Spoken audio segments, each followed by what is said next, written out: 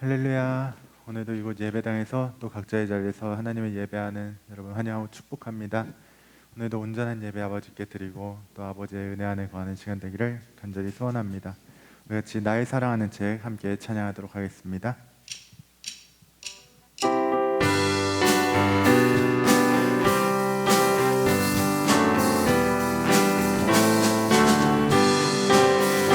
나의 사랑하는 책 비록 헤어졌으나 어머니의 무릎 위에 앉아서 재미있게 듣던 말 그때 일을 지금도 내가 잊지 않고 기억합니다. 귀하고 귀하다 우리 어머니가 들려주시던 재미있게 듣던 말이 책 중에 있으니 이 성경 심히 사랑합니다. 옛날 용맹스럽던 다니엘의 경험과 유대 임금 다윗 왕의 역사와 주의 선지 엘리야 바람 타고 하늘에 올라가던 일을 기억합니다.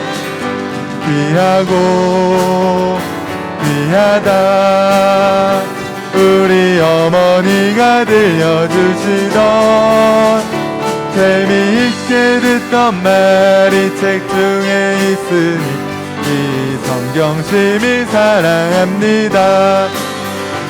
예수 세상 계실 때 많은 고난 당하고 십자가에 달려 죽임 당한 일 어머니가 읽으며 눈물 많이 흘린 것 지금까지 내가 기억합니다. 귀하고 귀하다 우리 어머니가 들려주시던 재미있게 듣던 말이 책 중에 있으니 이 성경 심히 사랑합니다. 그때 일은 지나고 나의 눈에 와나오 어머니의 말씀 기억하면서 나도 시시때때로 성경 말씀 읽으며 주의 뜻을 따라 살려 합니다. 귀하고 귀하다 우리 어머니가 들려주시던 재미있게 듣던 말이 책 중에 있으니 이 성경시 그때 일은 지나고 나의 눈에 와나오 어머니의 말씀 기억하면서 나도 시시때때로 성경 말씀 읽으며 주의 뜻을 따라 살려 합니다. 귀하고 귀하다 우리 어머니가 들려주시던 재미있게 듣던 말 이 책 중에 있으니 이 성경시 귀하고 귀하다 귀하고 귀하다 우리 어머니가 들려주시던 재미있게 듣던 말이 책 중에 있으니 이 성경 심히 사랑합니다.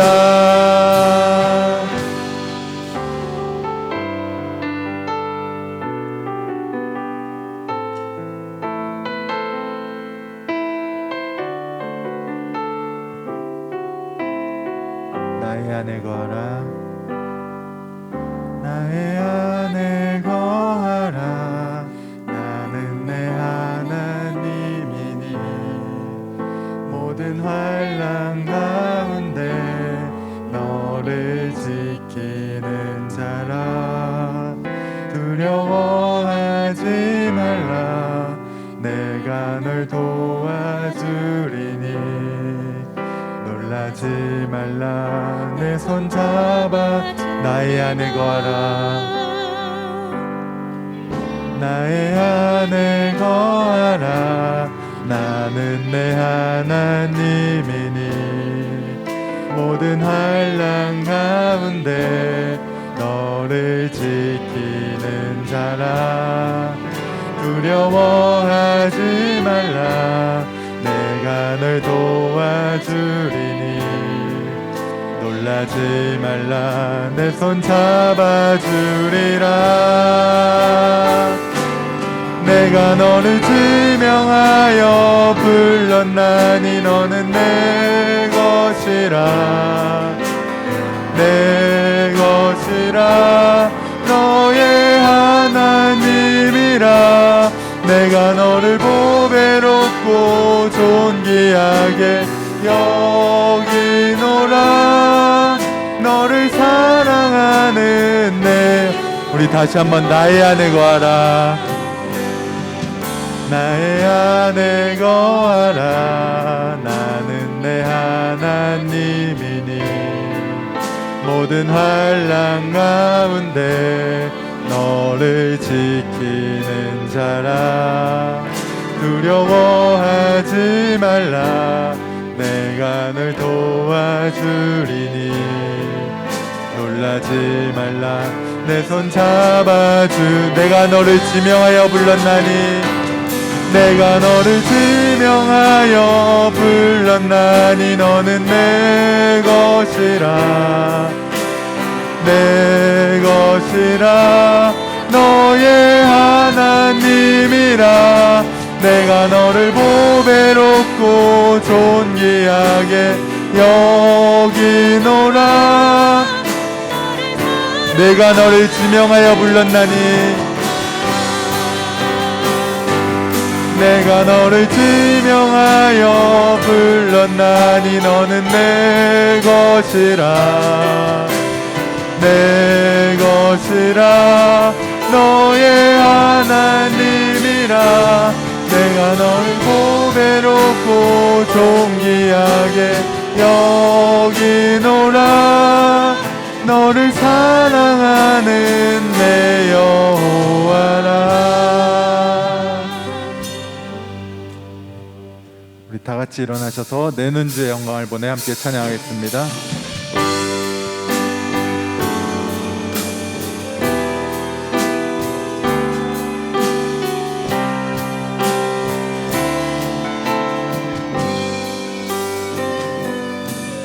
내는 주의 영광을 보내. 우리 가운데 계신 주님 그 빛난 영광 온 하늘 덮고 그 찬송 온 땅 가득해.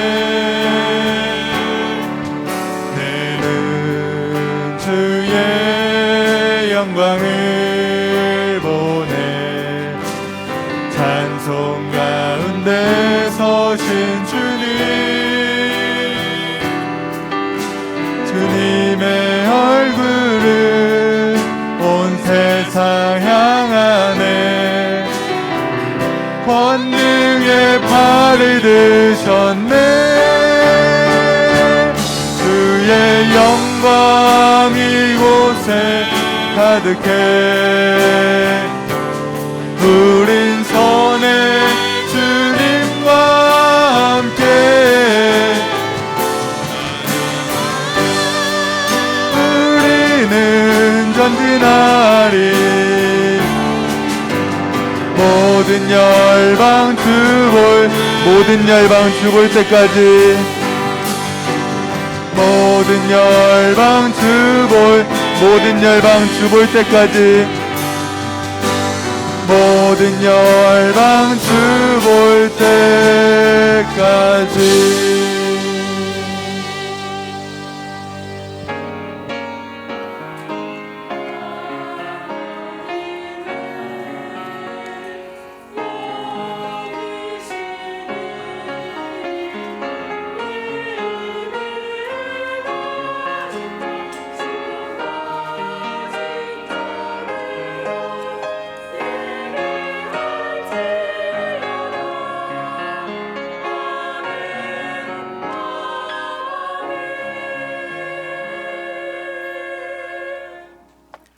의인의 아비는 크게 즐거울 것이요 지혜로운 자식을 낳은 자는 그로 말미암아 즐거울 것이니라. 내 부모를 즐겁게 하며 너를 낳은 어미를 기쁘게 하라. 아멘. 사랑의 하나님 아버지, 오늘 어버이 주일을 맞이하여서 하나님 앞에 부모님의 은혜를 기억하며 또 예배하게 하심을 감사합니다. 우리가 거듭난 새 생명 가운데 살지만 우리 자녀를 위해서 힘든 세월을 보내신 그 부모님이 계시기에 또한 우리가 이 자리에 선 줄 믿습니다. 내 아비와 어미를 공경하라는 그 말씀대로 부모님의 은혜에 감사하며 또 공경하기로 결단하는 오늘 주일 예배되게 하여 주시옵소서. 우리 영혼이 주님의 보좌 앞에 서서 하나님을 예배하고자 합니다. 예수 그리스도께서 흘린 보혈의 피를 의지하여 나가오니 우리를 주님의 피로 덮어주시고 정결하게 하여 주시옵소서. 영과 진리로 드리는 예배를 하나님 기뻐받아 주시옵소서. 예배 가운데 함께 하시고 또 은혜 주시기를 간절히 소원하며 예수님 이름으로 기도하옵나이다. 아멘. 사도신경으로 우리의 신앙을 하나님 앞에 고백하겠습니다. 전능하사 천지를 만드신 하나님 아버지를 내가 믿사오며 그 외아들 우리 주 예수 그리스도를 믿사오니 이는 성령으로 잉태하사 동정녀 마리아에게 나시고 본디오 빌라도에게 고난을 받으사 십자가에 못 박혀 죽으시고 장사한 지 사흘 만에 죽은 자 가운데서 다시 살아나시며 하늘에 오르사 전능하신 하나님 우편에 앉아 계시다가 저리로서 산 자와 죽은 자를 심판하러 오시리라. 성령을 믿사오며 거룩한 공예와 성도가 서로 교통하는 것과 죄를 사하여 주시는 것과 몸이 다히 사는 것과 영원히 사는 것을 믿사옵나이다. 아멘. 모두 자리에 앉으셔서 다 같이 찬송가 301장 함께 찬송하겠습니다.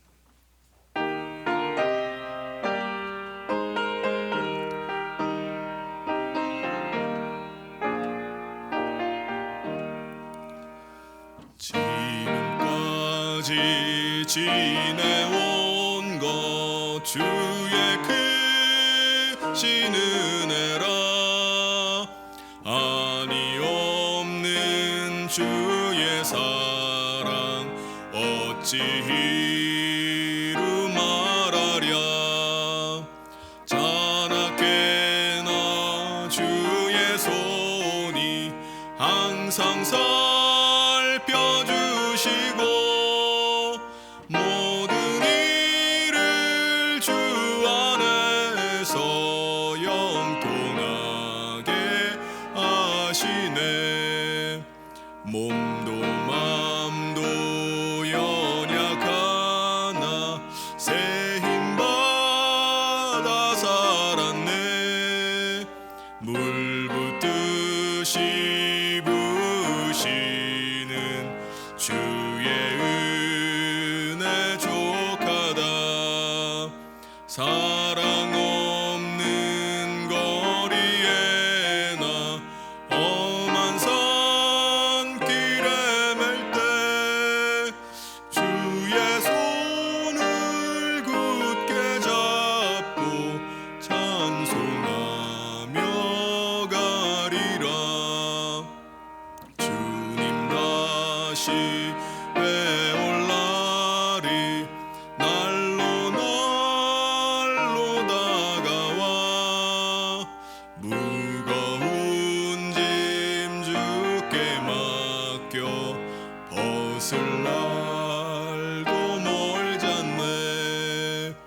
나를 위해 예비하신 고향 집에 돌아가 아버지의 품 안에서 영원토록 살리라. 이 시간 우리를 대표해서 윤양식 장로님 나오셔서 기도 인도해 주시겠습니다.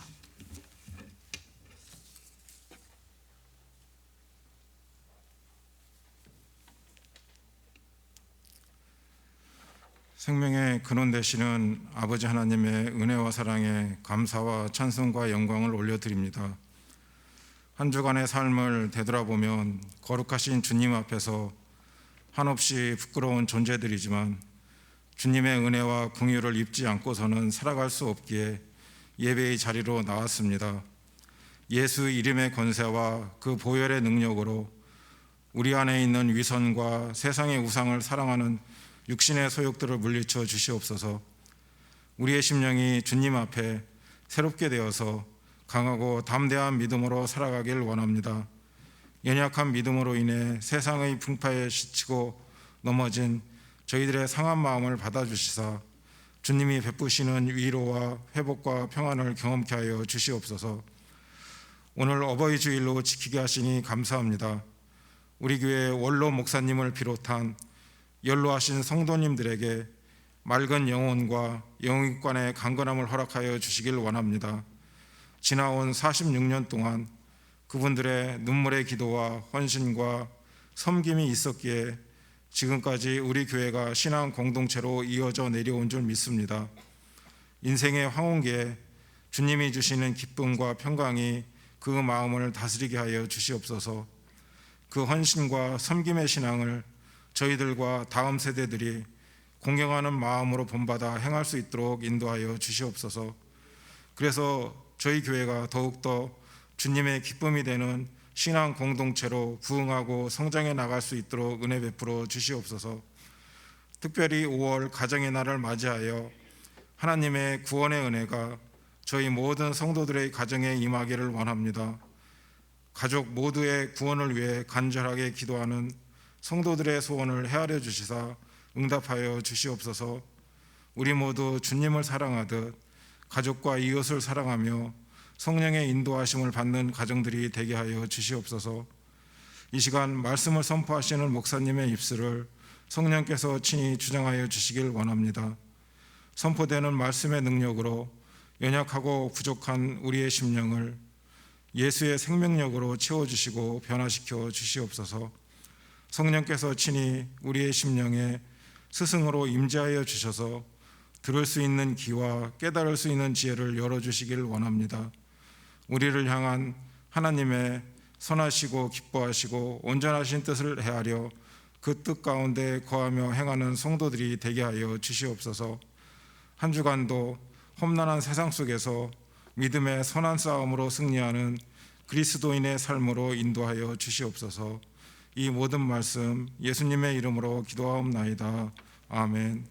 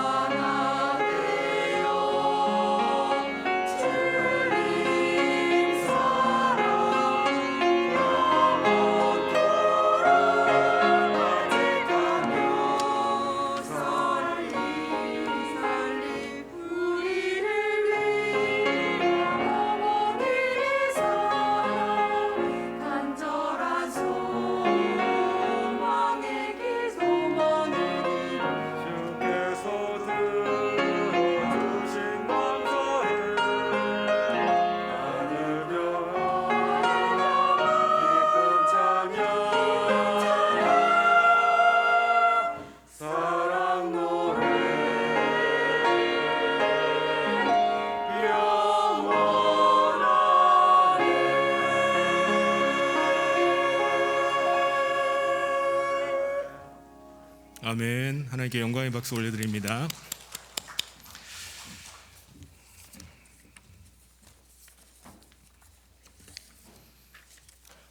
교회 소식 전해드리겠습니다. 오늘 성현교회 처음 나오신 여러분을 주님의 이름으로 환영하고 축복합니다. 예배 후에 새가족실에서 함께 인사를 나누고 가시기를 바랍니다. 오늘은 어버이 주일입니다. 어버이 주일을 맞이해서 우리 부모님 되시는 분들을 위해서 교회에서 작은 선물을 준비했습니다. 예배 후에 나가시는 길에 받아가시기를 바랍니다. 다음 주일은 우리 스승의 주일로 드립니다. 우리 교육부서를 섬기고 계신 우리 교사 선생님들께 감사를 드리고 또 하나님 앞에 우리 자녀들의 교육을 생각하면서 함께 예배하는 귀한 시간 되기를 바랍니다. 전도지와 전도용품을 지금 준비를 해놨습니다. 전도하고 전도하실 분들을 위해서 4층 로비에 우리 전도지와 전도용품 물티슈가 준비되어 있는데 우리 전도하시고 하시는 분들은 필요하신 대로 가져가서 사용하시기를 바랍니다. 미얀마 개혁신학교 본관 완공을 위해서 지난주에 헌금 모금 광고를 드렸는데요. 잠시 사진을 보도록 하겠습니다. 지금 미얀마 개혁신학교의 레인보우 그 유치원 아이들 모습입니다. 지금 58명 아이들이 지금 다니고 있고요. 지금 저 트럭이 이제 통학 버스입니다. 근데 의자가 있었는데 다 뜯어버린 것 같아요. 아이들을 저 차에 한 20명 이상이 지금 타고 있을 거예요. 앞자리에도 그렇고 꽉 차서 매일 이제 오전에 왔다가 오후에 가는데 큰 아이들은 그 코로나 이후에 방과후 교실을 운영을 하고 있는데 학교로 안 가고 교회로 오는 아이들이 청소년부 초등학교부터 청소년까지 수십 명이 된다고 해요. 그래서 그 아이들이 이제 하교하는 모습입니다. 그리고 본관 건축은 지금 계속 지금 진행 중에 있고요. 도색 작업이 이제 끝나고 아마 오는 주일부터는 실내에 필요한 공간들 시설 게스트하우스와 또 교수실 이런 부분들을 좀 인테리어 하는 공사를 좀 한다고 합니다. 그리고 남아 있는 공사가 우물공사, 조경공사, 또 교육 기자재, 비품 구입, 그리고 이번 주에 또 특별히 그 베델교회 내부 천장 공사까지 같이 시작을 해서 어제 밤까지 야간 철야 작업을 계속 하더라고요. 오늘 예배를 위해서. 그래서 지금 현재 미얀마 개혁신학교 본관을 좀 잘 완공하기 위해서 필요한 재정들을 위해서 각 우리 선교사님과 또 후원자들을 통해서 모금을 하고 있습니다. 현재 모금 목표액은 2,500만 원인데 우리 교회도 함께 기도하는 가운데 함께 모금을 헌금에 함께 참여할 수 있기를 바랍니다. 헌금 봉투가 지금 헌금 봉투에다가 따로 미얀마 헌금 봉투를 마련해 놓겠습니다. 그래서 그 봉투에다가 헌금해 주시든지 아니면 선교 헌금 봉투에다가 미얀마 헌금이라고 표시를 해서 헌금해 주시면 되겠습니다. 그리고 예배 후에 우리 6층 하늘정원에 컵라면과 밥 그리고 김치를 준비해 놨습니다. 먼 거리를 또 가시거나 하신 분들을 위해서 각자 자유롭게 드실 수 있도록 준비를 해놨으니까 드시고 하실 분들은 2층에 올라가서 드시고 가시길 바랍니다. 그리고 모임은 다음 주에 우리 전도회 모임이 있겠습니다. 하나님께서 오늘 우리에게 주신 말씀 함께 보도록 하겠습니다. 에베소서 6장 4절 말씀입니다. 제가 봉독하도록 하겠습니다. 또 아비들아 너희 자녀를 노엽게 하지 말고 오직 주의 교훈과 훈계로 양육하라. 아멘. 오늘은 어버이 주일입니다. 오늘 우리가 여기까지 오는데 우리 부모님들의 헌신적인 사랑과 섬김이 있었기 때문에 오늘 여기 우리가 있게 된 줄 믿습니다. 우리 부모님 세대가 얼마나 어려운 험악한 세대를 보내셨습니까? 많은 역사적인 아주 어려운 시대들을 거치면서 그렇게 우리의 자손들을 기르고 또 여기까지 오게 됐습니다. 그런 가운데 세월이 지나는 동안에 연세도 드시고 또 몸도 또 마음도 많이 약해지시고 또 여러 가지 어려운 육신의 또 병이나 또 어려움들을 겪고 계신 분들도 계십니다. 근데 그런 세월 속에 하나님을 의지하고 또 믿음으로 기도하면서 여기까지 온 것입니다. 그러하기에 자녀된 우리는 그 부모님의 은혜를 기억하면서 감사해야 될 줄 믿습니다. 오늘 어버이 주일이 그런 또 부모님의 은혜에 감사하고 또 부모님을 좀 돌아보는 귀한 은혜의 날 되기를 소원합니다. 그런데 우리가 처해 있는 그 마음 아픈 현실을 한 가지 짚고 넘어가고자 합니다. 우리나라는 지난 그동안 1970년부터 90년대 초까지 오일 쇼크 빼고는 매년 10% 이상의 경제 성장을 이루어 왔습니다. 그러다가 그 이후부터는 점점점 경제가 계속해서 안 좋아지고 성장률이 줄어들다가 2020년부터는 이제 마이너스 성장으로 돌아섰습니다. 경제가 어려움에 처하게 되니까 여러 가지 일들이 있지만은 그 중에 하나가 부모님을 모시는 일이 쉬운 일이 어려운 일이 되어버렸어요. 통계를 보니까는 1980년대까지만 해도 70% 이상이 부모님의 노후는 자식들이 이렇게 책임을 졌습니다. 거의 맡아서 자식들이 부모님을 봉양을 했습니다. 그러다가 경제가 어려워지면서 1919년 조사에 보니까 자식들의 그 경제적인 지원으로 산다는 부모님은 20%밖에 안 됩니다. 그러니까 자식에게만 의존해서 살 수가 없는 거예요. 노후 기간도 길어졌죠. 1964년도에 여성 평균 평균 수명이 54세였습니다. 그러다가 이제는 뭐 86세, 이제 앞으로 뭐 100세 시대다 이렇게 얘기합니다. 그러면 우리나라는 그런데 선진국들은 부모님들은 노후를 어떻게 보낼까요? 자식의 도움을 받아서 산다는 비율은요 아주 극히 미미합니다. 일본 같은 경우는 1, 2%밖에 자식의 도움받아서 산다는 부모가 산다고 하고, 미국은 0.7%, 독일은 0.4%밖에 안 돼요. 그럼 어떻게 살죠? 어떻게 자식의 도움도 안 받고 어떻게 노후 생활을 할까 싶지만은 일본이나 미국은 60에서 70%, 독일은 거의 80에서 90%가 연금 가지고 생활을 한다고 합니다. 그러니까 국민연 공적인 연금이나 사적 연금, 개인적으로 은행에 보험에 들어서 연금으로 생활을 하는 경우입니다. 그럼 우리나라는 연금 받아서 생활하는 경우가 얼마나 될까요? 17%밖에 안 됩니다. 그것도 대부분 연금이 나오는 직장을 가지셨던 분들, 이제 공무원이나 군인이나 뭐 교사라든가 그런 분들밖에 없어요. 그러니까 자식도 경제적인 지원이 안 되고 또 연금도 준비가 안 됐고 하다 보니까 우리나라 노인 빈곤율이 2018년에 43.4%입니다. OECD 1위예요.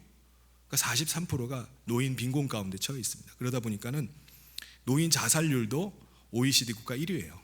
자살률도 너무나 높습니다. 이것이 현실이다 보니까는 자식을 낳아서 뭐 하나, 자식이 없는 게 노후 대책이다라는 말까지 나옵니다. 부모가 자식을 교육을 다 시켜주고 거기다가 결혼까지 시켜줍니다. 그러니까는 부모가 노후를 어떻게 보낼 수 있겠습니까? 다 거덜이 나버리는 거예요. 그래서 자식 리스크가 너무나 크기 때문에 이러한 현실이다 보니까는 후대들은 결혼하는 것도 또 결혼하는 일도 두려운 일이 돼버린 겁니다. 결혼율도 줄어들고 출산율도 점점점 줄어들고 있습니다. 여러분, 자녀는 축복인가요? 여러분 어떻게 생각하십니까? 오늘 이 시대는 정말 자녀를 낳아서 기르기가 너무나 어려운 때입니다.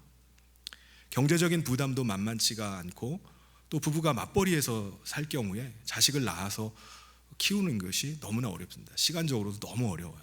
스트레스를 너무나 많이 받는 일입니다. 더군다나 잘 기를 자신도 없어요. 그러다 보니까 자식이 축복이라고 생각하는 사람들이 점점 없어집니다.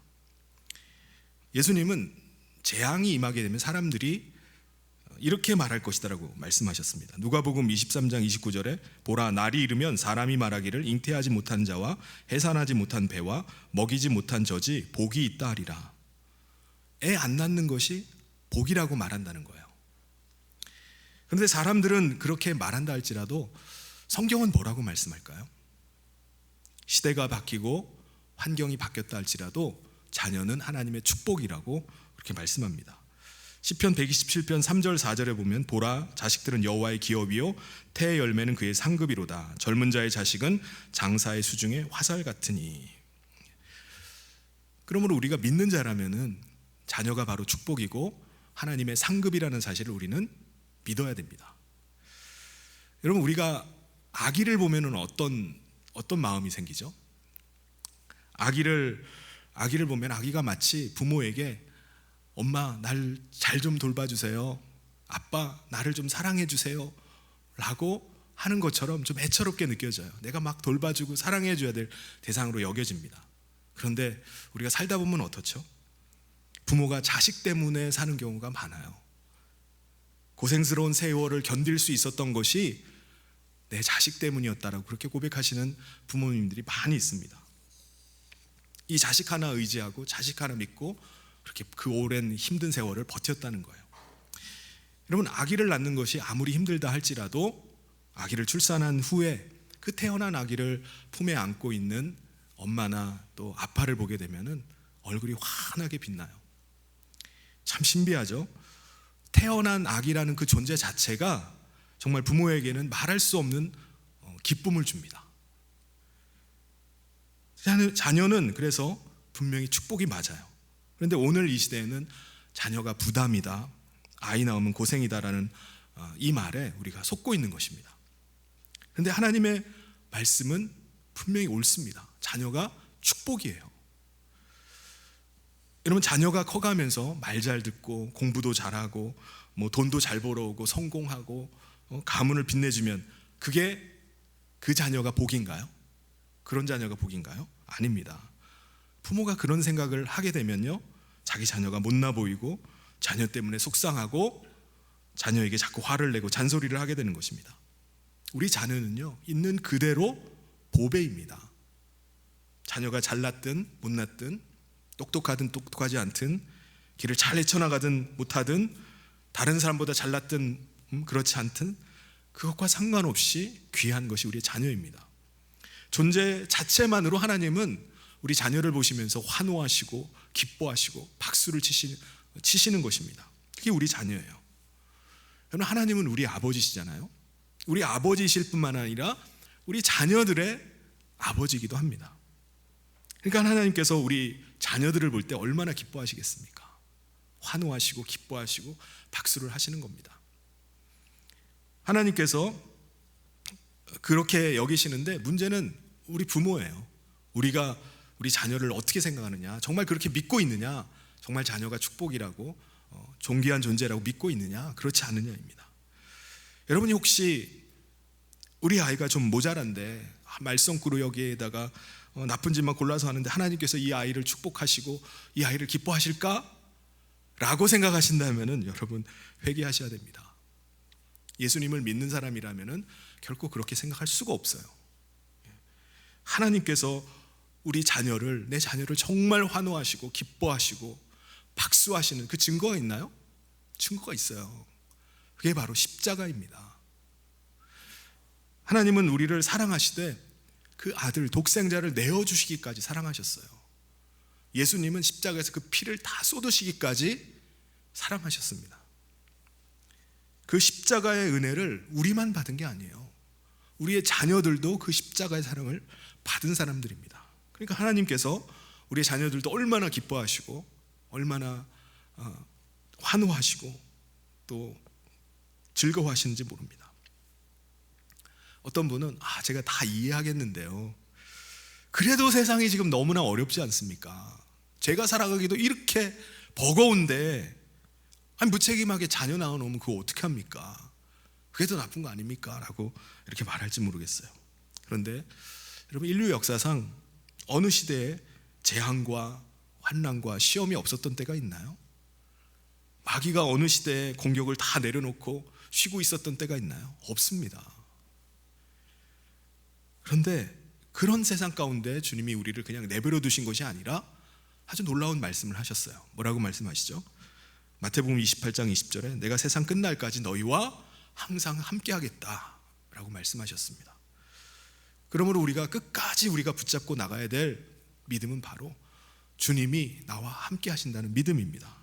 세상 끝날까지 우리가 주님이 함께 하신다면요, 우리가 사망의 음침한 골짜기로 걸어간다 할지라도 우리는 그 길을 갈 수 있습니다.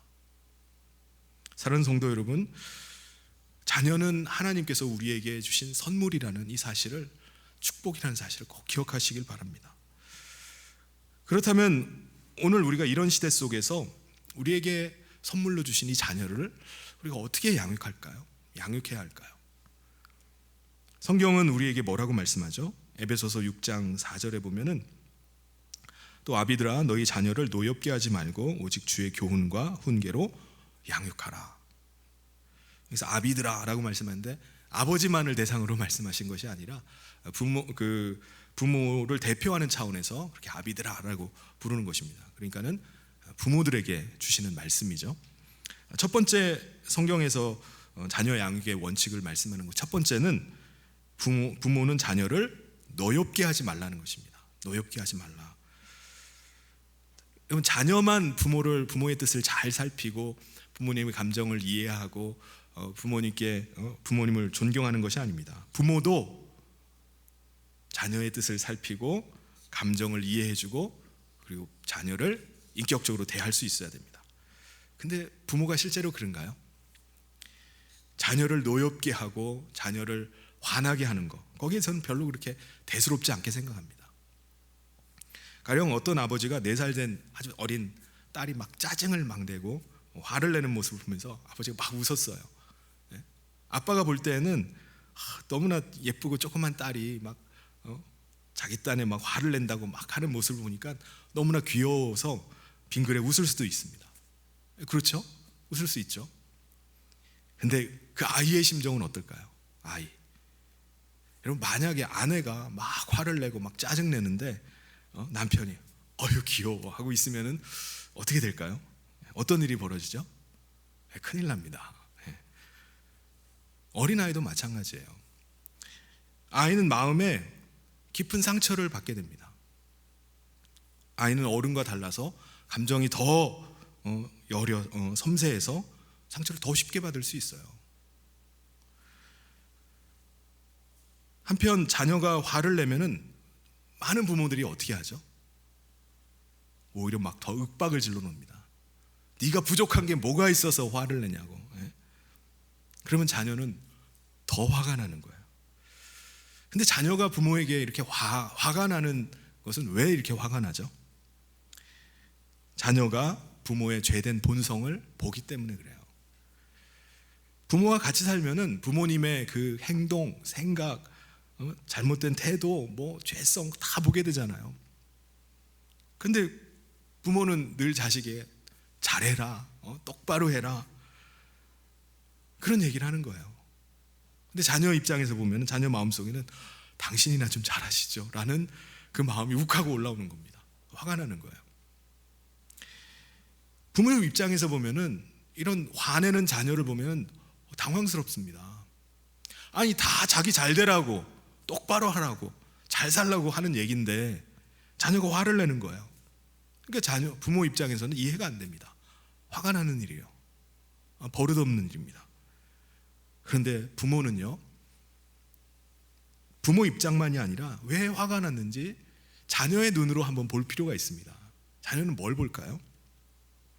자녀도 부모가 싸우는 걸 다 알아요. 집안에서 막 때로는 갈등이 생겨가지고 그것 때문에 막 다툼이 일어날 수도 있잖아요. 근데 자녀들끼리 싸우면 싸우지 말라고 막 야단을 칩니다. 화가 나는 거예요. 부모는 드라마를 막 맨날 보면서 자기에게는 보지 말라고 하고 들어가서 공부나 하라고 그러고 그러니까 화가 나는 거예요. 부모도 거짓말하는 걸 뻔히 알아요. 근데 자기는 거짓말을 하면 막 부모가 막 혼내줘요. 그러니까 자녀 마음속에 반발심이 일어납니다. 그러니까 자녀가 화가 나는 경우는 부모가 정직하지 않기 때문입니다. 부모는 자녀를 사랑해서 이야기한다고 말해요. 다 너를 위한 것이다 라고 말합니다. 그런데 진짜 부모가 자녀의 행복만을 위해서 그런 얘기를 하나요? 부모 자신의 욕망과 욕구를 충족시키기 위해서 자녀에게 요구하는 것들이 얼마나 많이 있습니까? 자녀에게 왜 그렇게 공부하라고 얘기하죠? 왜 이렇게 좋은 학교 가길 원합니까? 정말 자녀만을 위해서 그렇게 요구하는 겁니까? 아이가 학교에서 공부 잘하고 좋은 성적 받아오면은 부모는 좋아해요. 그리고 은근히 자랑합니다. 그런데 학교에서 별로 좋지 않은 성적을 받아오면 화가 나요. 어디 가서 무슨 잘못을 하고 오면은 이렇게 얘기합니다. 이 동네 망신이다, 망신. 내가 못 살겠어. 이런 말이요, 자녀들이 가장 듣기 두려워하는 말이라고 합니다. 여러분, 자녀들 중에 정말 학교 성적이 안 좋아가지고 절망에 빠지는 아이들이 몇이나 되겠습니까? 아이들이 절망하는 건요, 자기 성적 때문이 아니라 부모 때문이에요. 자기 성적 보고 절망하는 부모를 보면서 아이들이 절망에 빠집니다. 아, 나를 사랑하지 않는구나, 나를 창피해하는구나, 부끄러워하는구나. 아이들이 친구들과 어울리다 뭔가 잘못을 해가지고 죽어버려야 되겠다, 죽고 싶은 생각이 드나요? 아닙니다. 집에 가서 부모에게 야단 맞을 것이 두려운 거고요, 사랑받지 못한다고 느낄 때 죽고 싶은 마음이 드는 것입니다. 자녀의 행복 때문이다 라고 이렇게 말을 하지만은 많은 경우에 부모님의 욕심, 이기적인 생각 때문에 그렇게 말할 때가 얼마나 많이 있습니까? 그래서 자녀 양육의 첫 번째는 뭐죠? 자녀를 노엽게 하지 말라는 말씀이에요. 노엽게 하지 말아라. 그러면 어떻게 하면 우리가 자녀를 노엽게 하지 않는 걸까요? 자녀 양육 문제를 우리가 주님께 맡길 필요가 있습니다. 사실 우리가 주님 앞에 우리 자녀를 맡겨야 되겠다라고 하지만은 맡기지 못할 때가 많이 있어요. 근데 우리가 내 자녀를 사랑하는 것보다 여러분, 하나님이 우리 자녀를 더 사랑하시는 거 아십니까? 부모인 우리가 자녀와 함께 있어주는 시간보다 우리 주님이 우리 자녀와 함께 있는 시간이 훨씬 깁니다. 우리가 자녀와 함께 머무는 공간보다 주님은 어디든지 우리 자녀와 함께 하십니다. 어떻게 해요? 우리 자녀의 마음 가운데 거하시기 때문에 그래요. 여러분, 부모가 자녀를 끝까지 책임질 수 없기 때문에 우리 부모된 우리는요, 자녀를 하나님 앞에 맡길 수 있어야 됩니다. 그래서 우리는 책임지시는 주님 앞에, 주님, 이 아이를 제가 어떻게 해야 되겠습니까? 계속 묻는 거예요. 하나님께서 우리 자녀를 책임지시기 때문에 하나님께 물으면서 나갑니다. 특별히 부모는요, 자녀와 주님과의 관계 사이에 중간 역할을 잘해야 됩니다. 중간 역할. 매주일 교회에 보내서 예배드리게 하고, 성경을 읽게 하고, 또 기도 생활을 하게 하고, 가정 예배를 드리고 하는 것, 이것이 아주 귀한 일들입니다. 그런데 그것을 부모가 귀하다고 해서 율법적으로 막 그거를 강요해서는 안 됩니다. 그럼 어떻게 하죠? 생각을 해보니까 중요한 건 분위기예요. 분위기. 여러분, 예수님을 믿는 분위기는 어떤 분위기입니까? 막 강압적이고 짜증나고 막 불쾌하고 막 화가 나고 막 그런 분위기인가요? 그런 분위기에서 우리가 예배를 드리나요? 아니죠. 우리가 예수님을 믿는다는 것은요, 기쁘고요, 감사하고 사랑이 느껴지는 일입니다. 그래서 기쁘고 감사하고 사랑하는 분위기 가운데서 예배를 드리게 하고, 함께 기도하자고 하고, 함께 우리가 말씀을 보자고 하는 거, 그렇게 하고 있다면 정말 잘하는 것입니다. 근데 안 하면은 막 혼날 것 같고, 강압적인 분위기, 막 두려운 분위기, 막 벌 받을 것 같은 분위기, 그런 속에서 막 강제적으로 한다 그러면은 자녀는 금방 엇나가 버릴 것입니다. 부모가 그렇게 예수 믿으라고 그렇게 노래를 하는데 자녀가 왜 엇나가 버릴까요? 예수 믿는 게 좋은 줄 모르는 거예요. 예수 믿는 건 짜증나는 거고, 예수 믿는 건 강압적인 거고, 힘든 거로 생각하는 것입니다. 자녀는 예수 믿는 부모에게 말없이 질문을 계속 던지고 있어요. 어떤 질문일까요? 예수 믿는 거 그렇게 좋으세요? 직접 묻지는 않지만 항상 자녀가 부모님을 보면서 물어보는 거예요. 예수 믿는 게 그렇게 좋나요? 이렇게 질문한 말 없는 질문에 부모는 어떻게 대답할까요? 말할 필요도 없죠. 예수님 믿어서 행복한 모습을 보이는 겁니다. 그게 대답이에요. 예수님 믿어서 행복한 모습을 굳이 말해야지, 설명해야지 되나요? 아니요, 말할 필요도 없어요. 자녀가 보면은 다 압니다. 지내보면은 알아요. 부모가 지금 행복한지 아닌지 자녀가 보니까 압니다. 자녀가 보기에 우리 부모님은 넉넉한 것도 아닌데, 문제가 아직도 다 없어지는 건 아닌데 어떻게 이렇게 행복해 하시지? 자녀도 보고 느껴요. 지금 행복할 수 없는 상황인데 우리 엄마 아빠가 행복하게 살아가. 자녀가 모르겠습니까? 알아요. 근데 자녀도요, 살다 보면은 부모님이 겪었던 비슷한 문제에 직면할 때가 있어요. 그럴 때 자녀들이 물어보는 거예요. 도대체 예수 믿으면은 왜 그렇게 행복한 거죠? 그때 부모가 해줄 수 있는 말은 예수님 때문이야. 우리 주님은 우리와 함께하고 계셔. 그게 바로 명답입니다. 우리 자녀에게 줄 수 있는 최고의 유산이에요. 부모된 우리는요, 우리 자녀가 되도록이면 빨리 믿음 갖기를 원해요. 얘가 자기 스스로 주님 영접하고 믿음으로 살았으면 좋겠다라는 마음이 듭니다. 근데 그것보다 먼저인 것이 있습니다. 그것은 바로 부모된 우리 자신이 먼저 예수님으로 인해서 행복한 삶을 사는 거예요. 내가 예수님 때문에 행복한 모습을 보이는 겁니다. 자녀 눈에 엄마 아빠가 너무나 행복하고 기쁨과 감사가 있고 사랑이 넘치면요, 부모가 자녀에게 믿음을 심어주려고 하면요, 자녀는 거부하지 않습니다.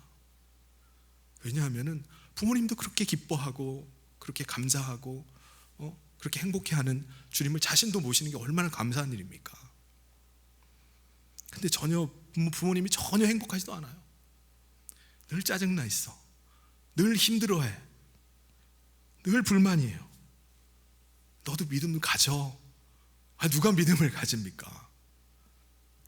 부모님도 이렇게 짜증나는데, 부모님도 이렇게 괴로워하는데,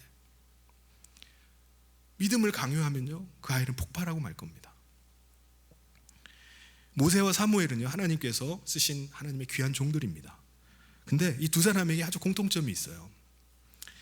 젖을 뗄 무렵 때까지 믿음의 어머니의 기도와 말씀 가운데 그들이 자라났다는 것입니다.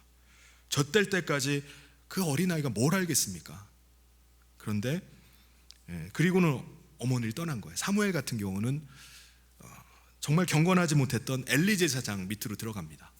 근데 그가 젖될 때까지 어머니의 기도와 말씀 가운데 양육되어서인지 그곳에서 하나님을 만나게 되고 하나님의 선지자로 귀하게 쓰임받습니다. 모세 같은 경우도 마찬가지예요. 모세는 태어난 지 얼마 되지 않아서 나일강에 갈대 상자에 실려가지고 애굽의 바로의 공주의 품에 들어가죠. 거기 들어가서 삽니다. 근데 마침 어머니가 그 유모가 돼요. 그래서 그가 젖될 때까지 어머니 품에서 기도와 말씀으로 양육을 받습니다.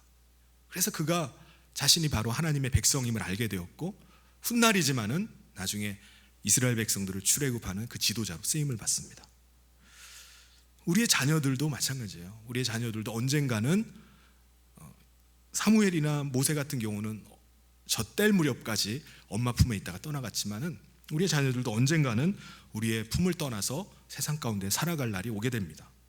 여러분, 세상이 얼마나 악하고 세상이 얼마나 유혹이 심하고 예수님을 제대로 믿으려면 얼마나 여러 가지 어려움들이 있습니까? 우리가 잘 알아요. 그런 자녀에게 우리가 해줘야 될 아주 중요한 것이 무엇이겠습니까? 그것은 바로 자녀 스스로 주님을 붙잡는 거예요. 그리고 주님 인격적으로 만나서 교제할 수 있도록 하는 것입니다. 주님을 자신의 주인으로 모시고 살 수 있도록 해주는 거예요. 그런 의미에서 우리가 어떻게 할 수 있을까 생각해 보면 가정을 믿음의 실험장으로 삼는 것입니다. 이 말이 무슨 말이냐면은 우리 가족이 한 가족이 살다 보면은 온 가족이 같이 알게 되는 어려움들이 있잖아요. 그런 어려움들을 겪을 때마다 그때마다 부모가 자녀들과 함께 그 어려운 문제들을 놓고 함께 기도하는 것입니다. 우리 같이 이 일 속에서 주님이 어떻게 역사하시는지 한번 보자. 주님이 우리 가운데 뭐라고 말씀하시는지 한번 말씀을 같이 보고 우리가 같이 이 문제를 놓고 우리가 하나님 앞에 같이 기도하자라고 하는 것입니다. 지금 우리와 주님이 함께하고 계셔. 자녀들과 함께 믿음으로 기도할 때 하나님은 반드시 그 가정에 역사하지 않겠습니까? 자녀들의 그 기도에 하나님께서 응답하시지 않겠습니까? 자녀들이 이런 일들을 통해서 신앙에 눈을 뜨는 것입니다. 부모님의 신앙을 통해서 자녀들이 하나님을 만나게 되는 거예요. 사랑하는 성도 여러분, 어려운 이 시대 속에서 우리의 자녀들은 의지할 사람이 누구겠습니까? 의지할 분이 누구겠어요? 우리 하나님밖에 없습니다. 그래서 우리의 자녀들은 주님을 만나야 돼요. 주님이 함께 하신다면 자녀들은 능히 이 세상을 이기고 기쁨과 또 감사로 행복하게 살아갈 것입니다. 이 일이 부모된 우리가 조급한 마음에 막 강제로 할 수 있는 일은 결코 아닙니다. 자녀를 노엽게만 할 뿐입니다. 그런데 내가 먼저 주님을 먼저 만나고 내가 먼저 주님으로 인해서 행복할 때 우리 자녀들도 그것을 보게 될 것입니다. 그래서 우리 자녀들이 우리를 통해서 우리 주님을 만나게 되는 은혜가 있기를 주님의 이름으로 축원합니다. 자녀 양육의 성경에서 말씀하는 두 번째 원칙이 뭐죠? 주의 교훈과 오직 주의 교훈과 훈계로 양육하라라는 것입니다. 여러분은 예수님 하면 제일 먼저 떠오르는 말이 뭡니까? 무엇이 떠오르시죠? 십자가입니다. 십자가가 의미하는 것이 뭐죠? 완전한 용서와 사랑입니다.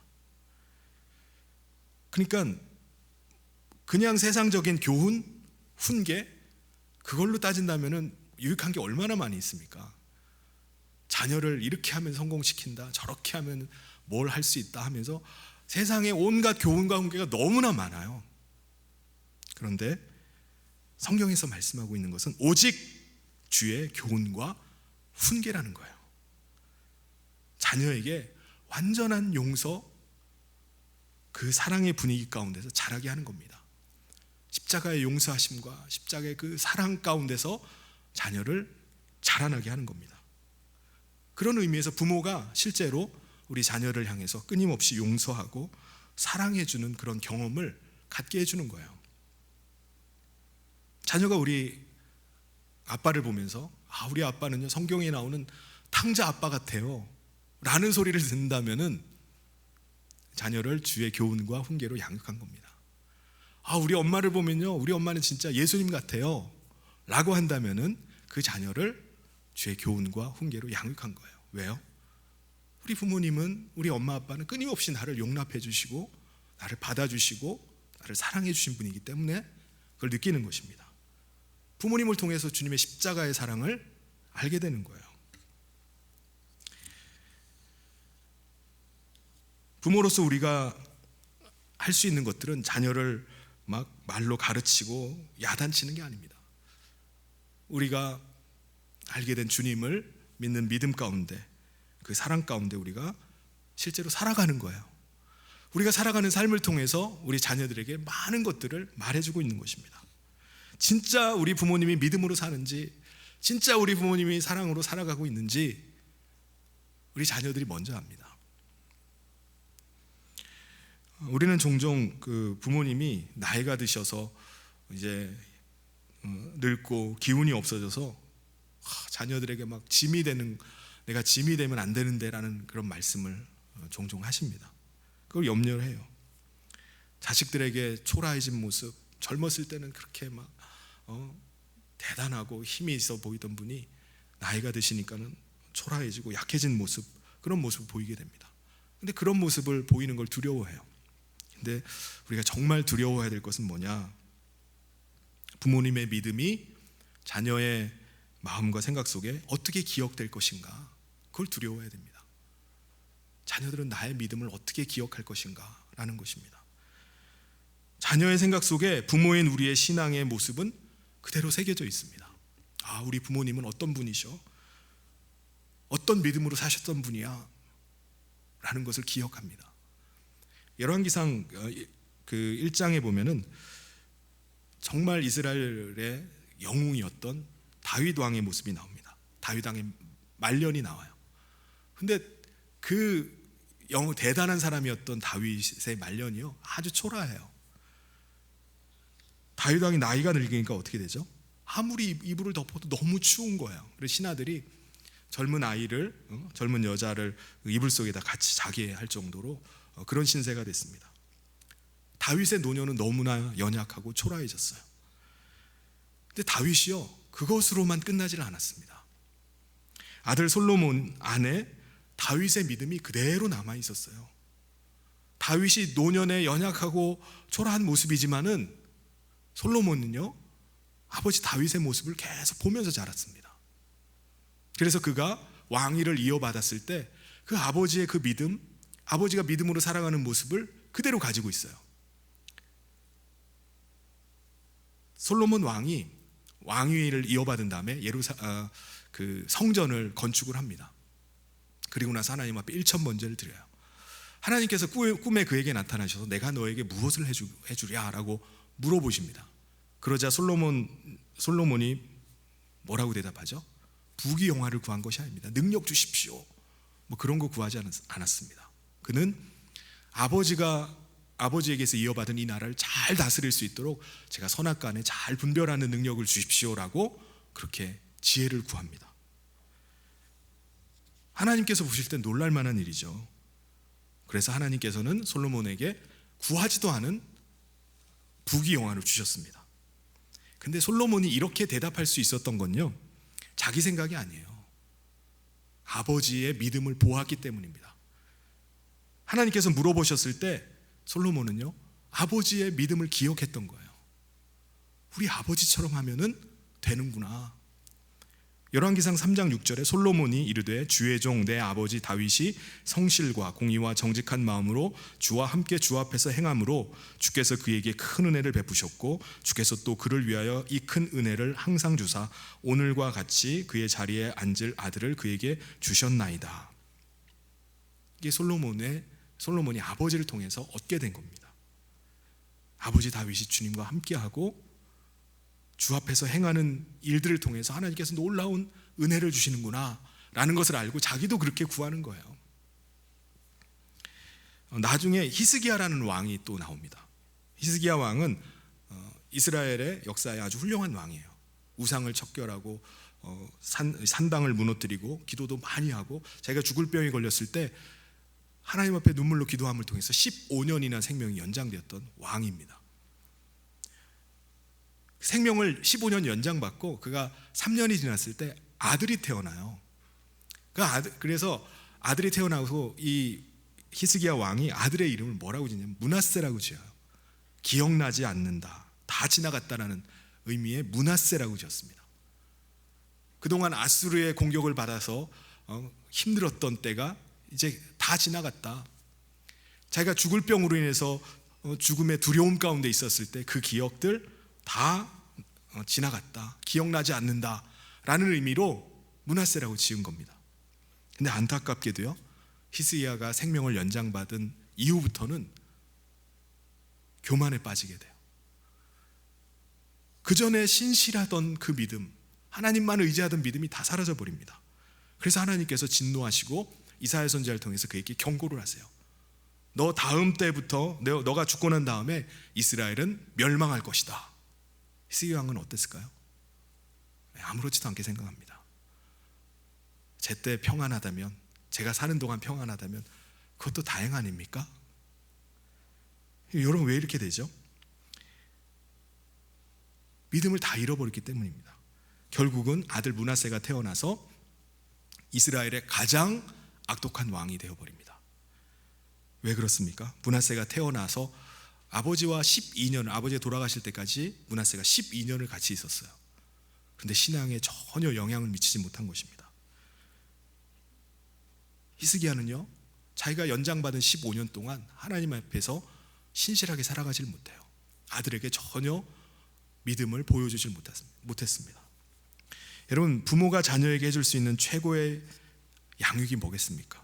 자녀의 머리 가운데 우리 부모님은 정말 믿음으로 사셨던 분이야, 정말 사랑의 사람이 우리 아버지랑 우리 어머니야 라는 것이 기억나게 해주는 것입니다.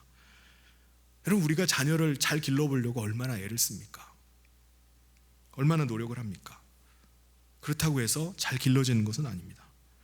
우리가 믿음과 사랑으로 사는 것, 내가 하나님 앞에서 내가 행복하게 사는 것, 그것이 바로 우리가 자녀를 잘 기를 수 있는 유일한 방법입니다. 이 말씀은 자녀를 그냥 내버려 두라는 말씀이 결코 아니에요. 간섭하지 말라는 말씀이 아닙니다. 자녀가 어떠하든지 때로는 부모님의 눈에 실망이 되고 좌절이 되고 절망이 든다 할지라도 그 믿음만은 놓치지 말라는 거예요. 이 아이는 하나님이 복 주신 아이야. 이 아이는 하나님이 사랑하시는 아이야. 예수님께서 대신 십자가에 달려 죽으신 아이야 라는 그 믿음을 가져야 된다는 거예요. 여러분, 우리가 아이들을 키우다 보면은 이 믿음이 흔들릴 때가 얼마나 많은지 모릅니다.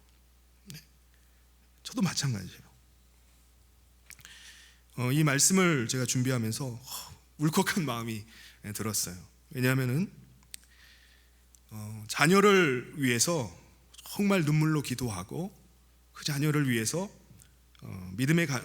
기도하고 믿음의 가정을 세우기 위해서 정말 애쓴 분들이 생각났기 때문입니다.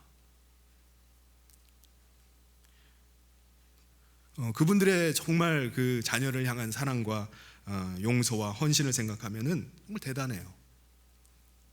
그럼에도 불구하고 자녀가 믿음으로 세워지지 않고 탕자와 같이 떠나버리는 것입니다. 어린 시절 그렇게 눈물로 기도하면서 키웠는데 자녀가 성장하는 과정에서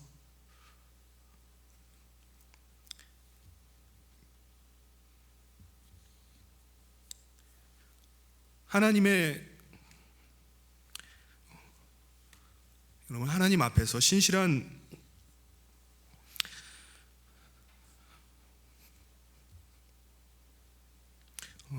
가정 가운데도 탕자가 나올 수 있습니다. 그런데 탕자가 죄송합니다. 탕자가 돌아왔던 것처럼 하나님의 때에 우리 돌아간 자녀들도 하나님께서 감동을 주시고 또 돌아오게 하실 줄 믿습니다. 여러분, 우리가 주의 교훈과 훈계로 자녀를 양육하는 것은 쉬운 일이 아닙니다. 이건 믿음의 싸움입니다. 사랑하는 성도 여러분, 믿음의 싸움에서 승리할 수 있기를 바랍니다. 믿음의 눈으로 우리의 자녀를 바라볼 수 있기를 바랍니다. 하나님께서 우리를 사랑하시고 용서하신 것처럼 주의 교훈과 훈계로 우리의 자녀를 그렇게 양육해 갑시다. 그래서 자녀의 마음 깊은 곳에 우리 안에서 역사하시는 우리의 주님이 그대로 심겨지기를 소원합니다. 그래서 그 자녀는 분명히 주님이 책임져 줄 줄 믿습니다. 사랑하는 성도 여러분, 우리가 먼저 믿음으로 기도합시다. 주님으로 인해서 우리가 먼저 정말 행복한 신앙생활을 할 수 있기를 바랍니다. 그래서 우리의 자녀들도 그 믿음의 발자취를 따라서 함께 믿음으로 살아가고 하나님께서 복 주시는 그런 삶을 살아가는 복된 믿음의 가문 되기를 주님 이름으로 축원합니다. 같이 기도하도록 하겠습니다.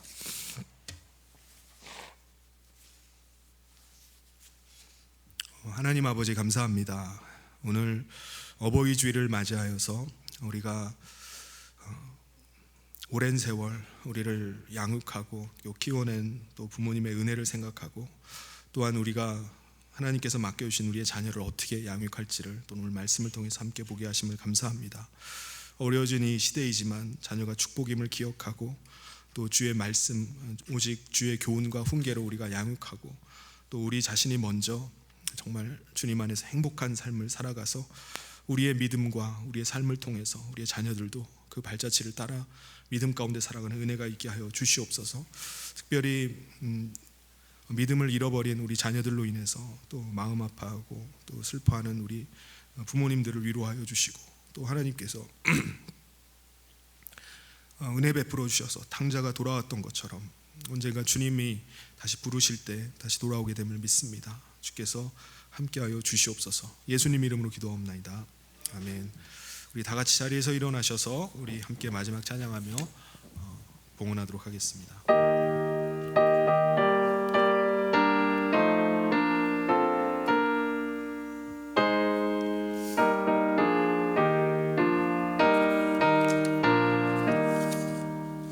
내 마음과 정성을 다하여서 주 너의 하나님을 사랑하라. 내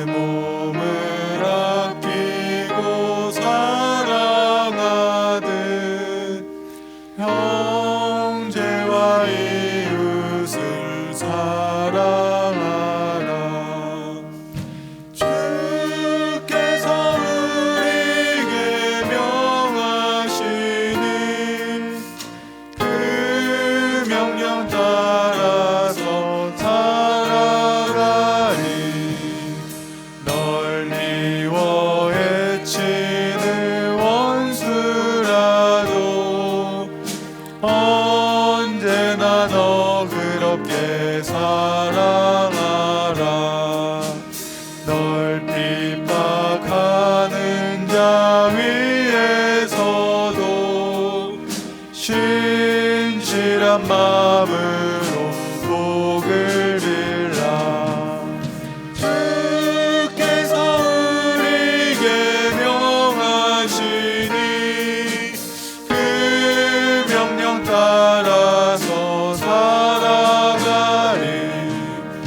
나 항상 주님을 멀리하고 형제를 사랑하지 못하였다.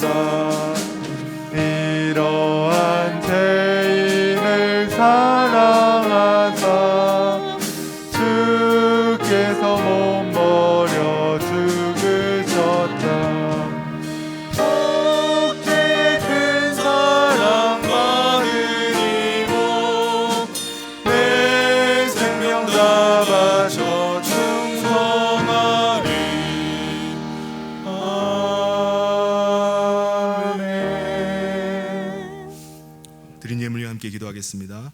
하나님 아버지, 오늘 어버이 주일을 맞이하여서 하나님 앞에 나와 예배하며 또 귀한 예물을 구별하여 올려드립니다. 하나님께서 예물을 기뻐 받으시고 축복의 예물 되게 하여 주시옵소서. 10의 1을 구분하여 드립니다. 감사의 예물로, 또 전도의 예물로, 땅끝 선교를 위한 예물로, 또 교회를 위한 건축 예물로, 제목은 다 다르지만 이 모든 예물들이 하나님 나라를 위해서 귀한 영광을 위해서 쓰임받는 축복의 예물 되게 하여 주시옵소서. 하나님, 특별히 어려운 시절을 또 믿음으로 인내하며 살아온 우리 성도님들을 위로하여 주시옵소서. 믿음의 헌신을 기억하여 주셔서 우리 자자손손이 다 믿음 안에 거하고 또 사랑으로 또 효도하는 믿음의 가문들을 잘 세워질 수 있도록 우리 모든 성도님들의 가정을 붙잡아 주시옵소서. 우리 자손들도 정말 부모님의 은혜를 기억하며 부모님을 사랑하고 부모님을 잘 섬길 수 있는 복된 믿음의 가정 될 수 있도록 주님 함께하여 주시옵소서. 붙잡아 주시길 간절히 소원하며 예수님 이름으로 기도하옵나이다. 아멘. 지금은 우리 주 예수 그리스도의 은혜와 하나님 아버지의 사랑하심과 성령님의 감동 교통으로 축복하심이 그리스도 안에서 복된 믿음의 가정을 세워가기를 소원한 사랑하는 모든 성도들 위해 지금부터 영원토록 함께 있을지어다. 아멘.